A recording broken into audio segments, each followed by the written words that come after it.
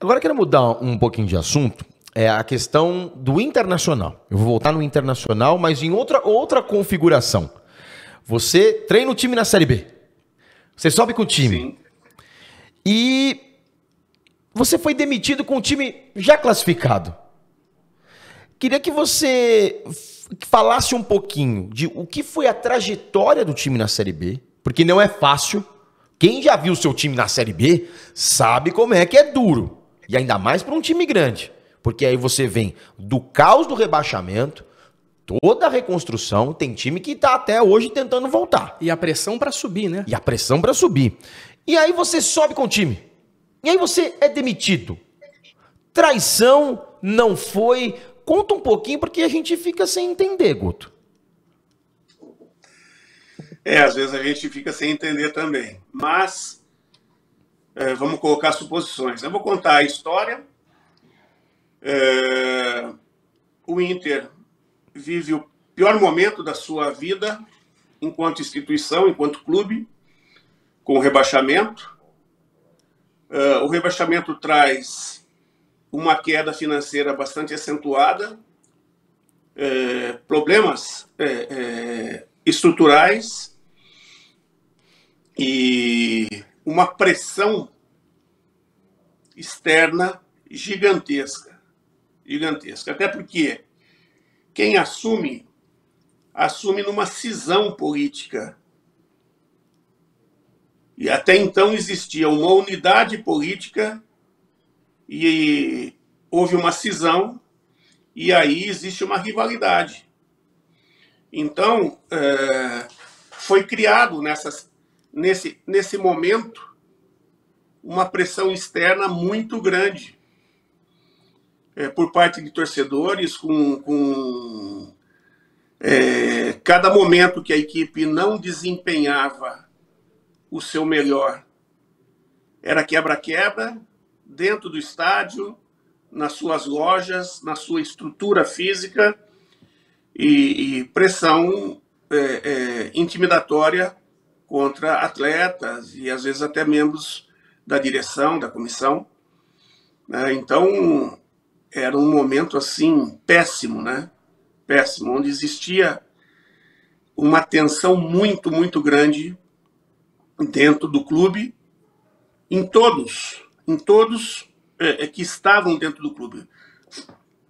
Funcionários, staff, jogadores, enfim. E a equipe, inclusive, pede o título do campeonato gaúcho e não foi para o Grêmio. Uhum. Foi para o Novo Hamburgo. Sim. Uhum.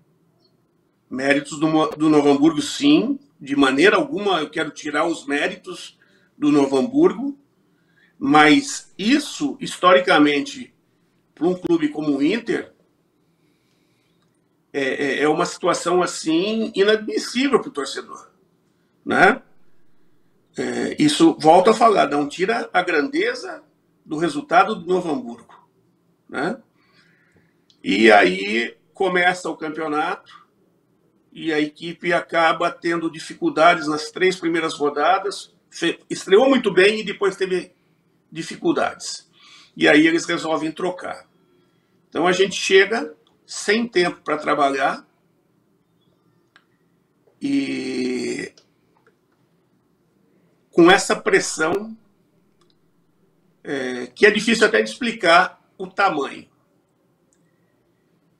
E aí a gente vai começando a tentar trabalhar justamente esse alívio dessa tensão, que não adianta, se a gente trouxer para dentro da gente essa pressão, a gente não vai conseguir nada. Então, muita conversa, além dos treinamentos, a busca de uma estruturação de equipe. Uma outra coisa também, o Inter tinha perdido um pouco a sua identidade enquanto montagens de equipe. Aliás, o futebol gaúcho, ele preza por montagens de equipe.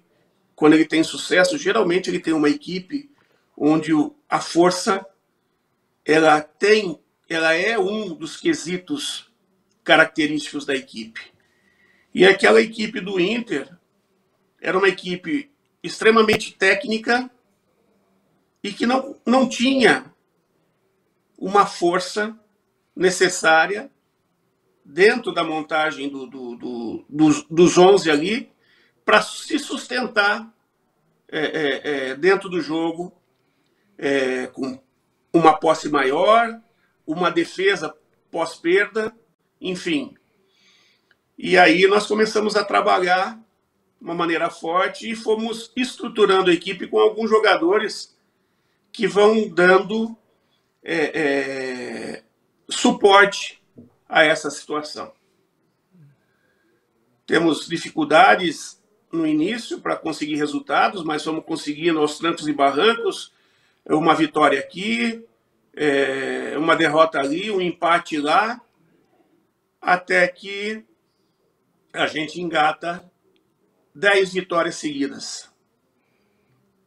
E foi justamente nesse momento das 10 vitórias seguidas que a gente atinge os 64 pontos. Na realidade, a gente tinha atingido 62, né? E aí a gente tem a contusão do Leandro Damião, que era o único centroavante com as características que a gente precisava. E a entrada dele na equipe foi que deu à equipe esse poder de poder respirar e manter posse e ser agressivo ao mesmo tempo. E com essa lesão a gente acaba perdendo o jogo para o Ceará, em casa, 1-0, gol do Lima, que está no Ceará aí. Saímos, empatamos fora de casa com a Luverdense, um jogo dificílimo, e é sempre muito difícil jogar lá em Lucas do Rio Verde, sempre foi muito difícil. E a gente vem para dentro de casa jogar contra o Vila, e está ganhando o jogo de 1-0, o Damião jogando machucado, e acabamos tomando o gol de empate. E aí acaba empatado e eu sou demitido dentro do vestiário. Mas talvez a vontade do título, porque ali, naquela rodada, a gente acabou sendo ultrapassado pelo América. E depois, dentro do meu contrato, dizia que a partir do momento que tivesse garantido matematicamente o acesso, o meu contrato estava automaticamente renovado e a multa sairia de um valor para outro. Então, de repente, se tentou ali uma jogada econômica, talvez, não sei. O que eu sei é que, dentro de campo, a pontuação que a gente fez foi a pontuação do quarto colocado. Que ponto isso te magoou, Guto? Cara, eu acho que a maneira que foi feito o distrato é que machucou mais, porque não houve respeito nenhum, né? Tanto é que eu tive que... Nós conseguimos sentar e fazer um acordo 3 a 4 vezes, e na hora de eles assinarem, eles voltaram atrás. E já com outra direção, né?